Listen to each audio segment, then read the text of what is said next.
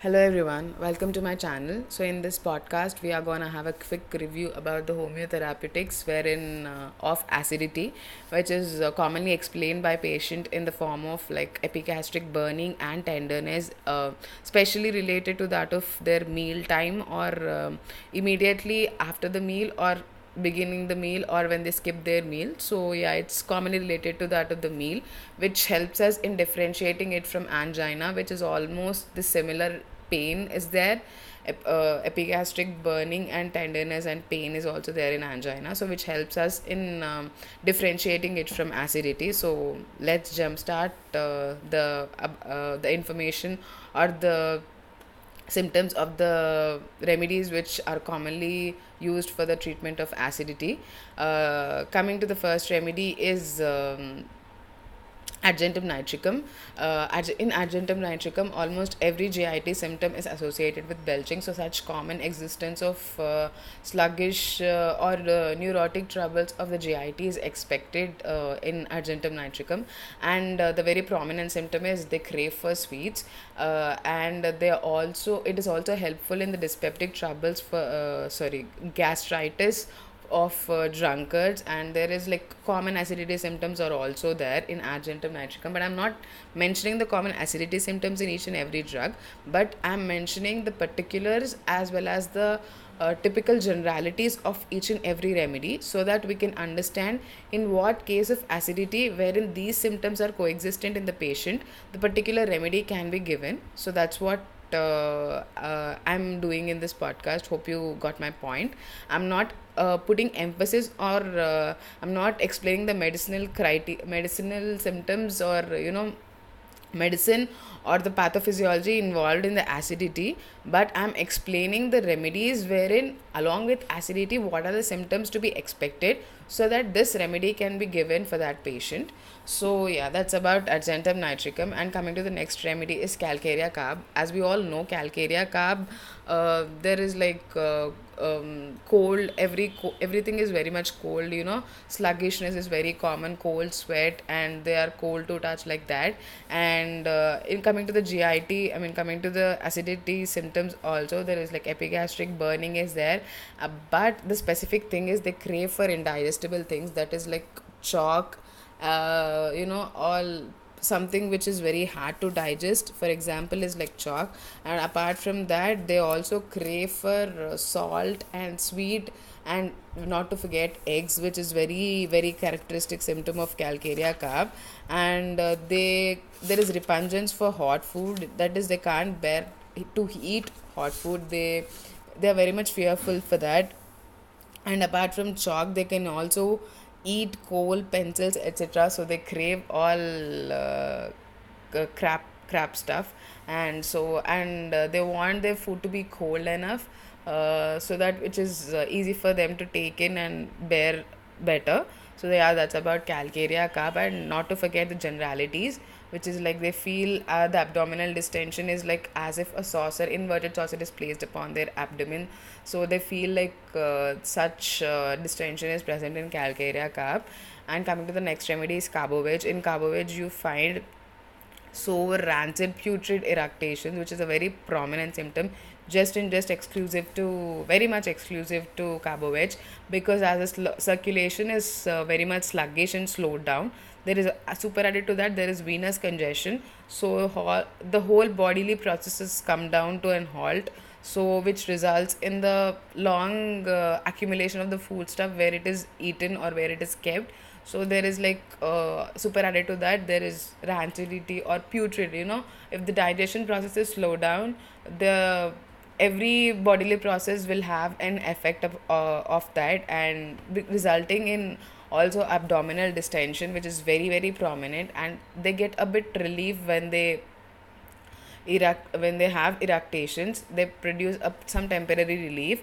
And also there is like associated SOB to such an extent, because there is abdominal distension to such an extent that they have shortness of breath.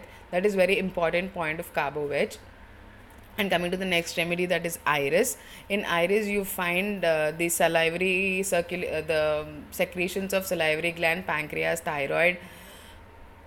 Excuse me, sorry. In iris, you find the bodily secretions are increased, so that of the salivary glands are also increased. So there is excessive salivation with the vomiting of bile, and also there is nausea, and there is excessive eructations are also present in iris, which is a common symptom of acidity. But the thing is, there is frontal headache, and if a person has sinusitis with acidity complaints, you can think of iris. It's a deadly combination which can be cured by iris. And coming to the next remedy is Nux vomica.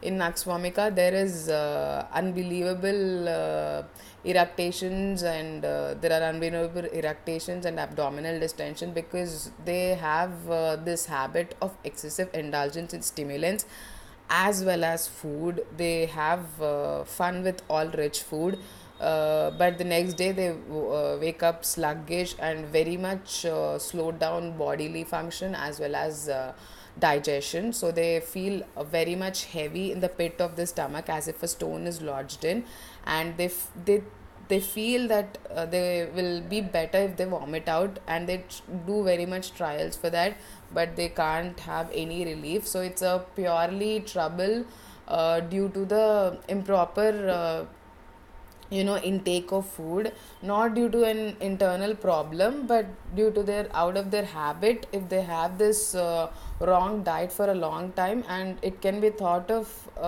in the persons with sedentary habits and unbelievably disturbed food habits, you can think of Nux vomica. And the next remedy is Robinia, and Robinia is the A1 remedy for acidity. It's like very commonly indicated because there is excessive sourness and unbelievable acidic eructations, and it can also be used undoubtedly in the children. It is given in the borics that it can be indicated, or it can be used in the acidity even in children. So that's such a good thing. So it can be used in all the age groups with very much success. So that's about Robinia.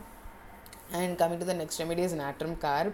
So natrum carb is a remedy suitable for the persons like who have very very very weak digestion, like whatever they eat produces acidity and acidic complaints, like who have been unhabituated to take rantak or soda biscuits like eno as such. So acidity is a commonest existence in their life. Whatever they eat, they have this acidity. So in such patients, you can think of natrum carb, which will yield relief like magic. And the next remedy is pulsatilla. In pulsatilla, you'll find that they can't digest the rich fat food like Nux vomica is able to digest. So after they have this rich food like pastries or outside food or milk products, they can't digest that very much easily. So they'll be having eructations and abdominal distension, and if they have anything of this sort on the previous day, the next day they wake up very much sluggish, and they have this tenderness, and they feel like they loosen up their clothing due to the abdominal distension, which is also seen in Nux vomica as well as carbo-veg. The abdominal distension is to such an extent that they have to loosen their clothing, and also they crave for fresh open air in such troubles, and there is absolute thirstlessness associated with every complaint, and especially in the GIT troubles as well. And so yeah, that's all is about pulsatilla. And the next remedy is sulfuric acid. And in sulfuric acid, whatever the patient takes, he feels very much coldness in the stomach. Sorry. The acidity is to such an extent that it sets the teeth on edge. That is the exact explanation given in boric. Means the acidity and the water brush is to such an extent that the patient can feel that vibration even in his mouth and in the teeth. So such sensitive he becomes, and such is the extent of the acidity trouble, and whatever he takes has a cold effect on him. So he has to drink even the water, like he wants even the water to be mixed with alcohol, so that it will have some heat effect in his esophagus or stomach, so that he feels some symptomatic relief is there if he mix it with alcohol. There is unbelievable craving for alcohol, as it is evident that they even drink water while mixing with alcohol. So yeah, they get this relief from internal coldness by external application of some heat. They feel a bit better when they have this external heat application. So yeah, that's all about sulfuric acid, and this brings us to at the end of the homeotherapeutics of acidity. I've just dealt with the remedies which are commonly indicated and which are repeatedly given in different repertories like Kent, Boric, and which are very much prominently seen by me in the practice as well, and I've listened to them producing very beneficial effects from the various lectures I have attended. So I've chosen them on the basis of the experience purely. So yeah, hope you had some good knowledge about acidity and the homeotherapeutics of for treating acidity. Yeah, thanks a lot for listening to this podcast. Have a great day. Bye.